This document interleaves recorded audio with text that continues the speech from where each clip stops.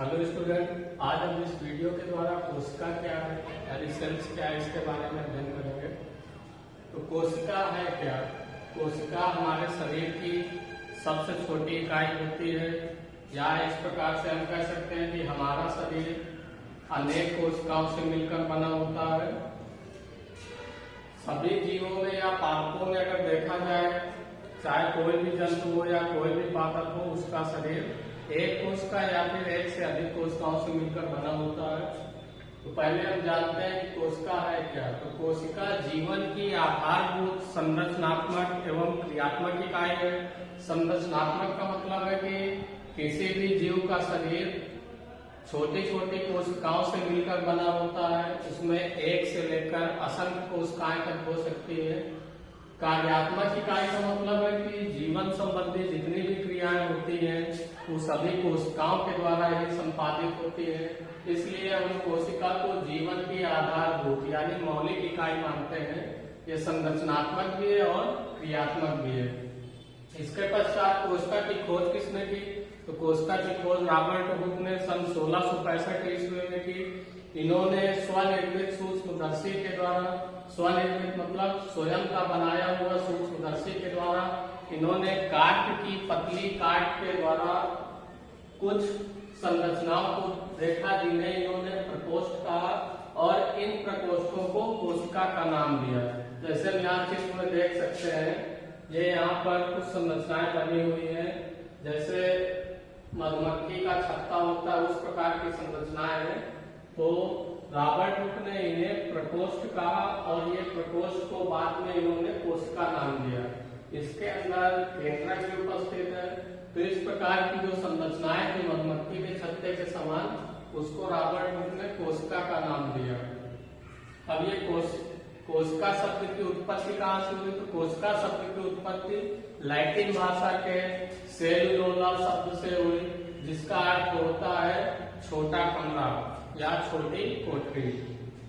अगर इसके बाद कोशिकाओं की आकृति या परिमाप को देखा जाए, कोशिकाओं की आकृतियां कई तरह की हो सकती हैं।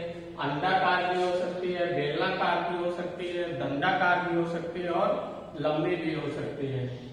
अगर कुछ कोशिकाएं होती है जो अपना आकार बदलती रहती है, जैसे अमीबा एक कोश की जीव है, यानी अमीबा का जो शरीर होता है वो केवल एक ही कोशिका बना होता है और ये गति करता है। तो इस कारण से ये कोशिका अपना आकार बदलती रहती है।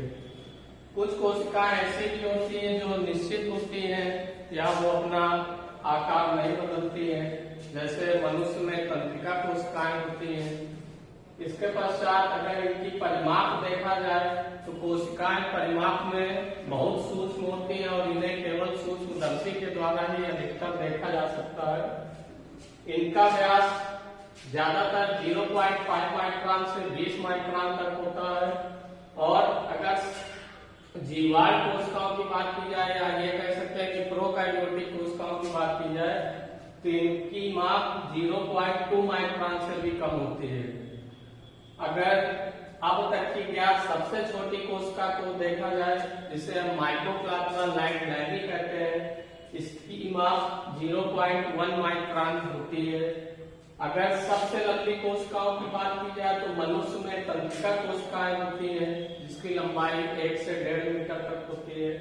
और अगर सबसे बड़ी कोशिका की बात की जाए, जिसमें शुतुरमुर्ग का अंडा आता है, इसका व्यास लगभग 15 सेंटीमीटर होता है। अब अगर कोशिका सिद्धांत की बात की जाए तो कोशिका सिद्धांत क्या है? जेस लिडेन एवं स्वान वैज्ञानिक थे। इन्होंने सन 1838-39 में स्वतंत्र रूप से एक कोशिका सिद्धांत का प्रतिपादन किया। कोशिका सिद्धांत के अनुसार निम्नलिखित या ये कह सकते हैं कि मुख्य रूप से दो बातें स्पष्ट होती हैं, जिसमें से स्पष्ट है कि शरीर एक या अनेक कोशिकाओं का बना होता है। इसका मतलब क्या है कि जो शरीर का निर्माण होता है वो एक कोशिका से लेकर असंख्य कोशिकाओं से मिलकर होता है। दूसरा पॉइंट क्या है कि कोशिका शरीर की संरचनात्मक एवं क्रियात्मक इकाइयां हैं। तो कोशिका शरीर के निर्माण में भी, संरचनात्मक मतलब बनावट, कोशिका शरीर के बनने में भी आधारभूत इकाई है, यानी शरीर का निर्माण कोशिकाओं से ही मिलकर होता है। और क्रियात्मक इकाइयां का मतलब है कि शरीर के अंदर उत्पन्न होने वाली जितने भी क्रियाएं होती हैं वो सभी कोशिका के द्वारा संपादित होती हैं। तो इस प्रकार से आज हम इस वीडियो में कोशिका क्या है, कोशिका की खोज किसने की, और कोशिका की आकृति या परिमाप क्या होता है, और कोशिका का सिद्धांत क्या है, इसके बारे में आज हम इस वीडियो के द्वारा जाने हैं।